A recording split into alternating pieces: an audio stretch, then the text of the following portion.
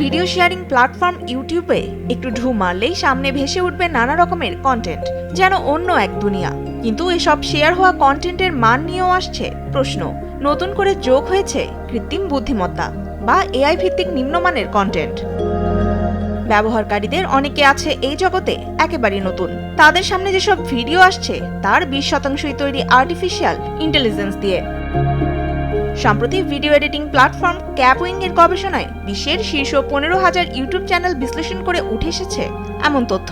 সেখানে 278টি চ্যানেল পুরোপুরি এআই নির্ভর। চ্যানেলগুলোতে 63 বিলিয়নের বেশি ভিউ এবং 221 মিলিয়ন সাবস্ক্রাইব আছে, যা বছরে আয় করে প্রায় 11 কোটি 70 লাখ ডলার। গবেষণায় একটি নতুন ইউটিউব চ্যানেল খুলে প্রথম 500 সুপরিষ্কৃত ভিডিও পর্যালোচনা করে দেখা গেছে 104টি সম্পূর্ণ এআই এ তৈরি।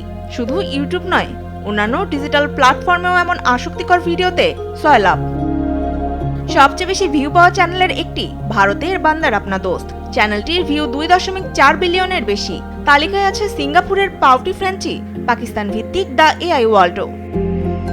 জেনারেটিভ এআই একটি প্রযুক্তিগত হাতিয়ার, যা ভালো ও খারাপ উভয় কন্টেন্ট তৈরিতে ব্যবহৃত হতে পারে।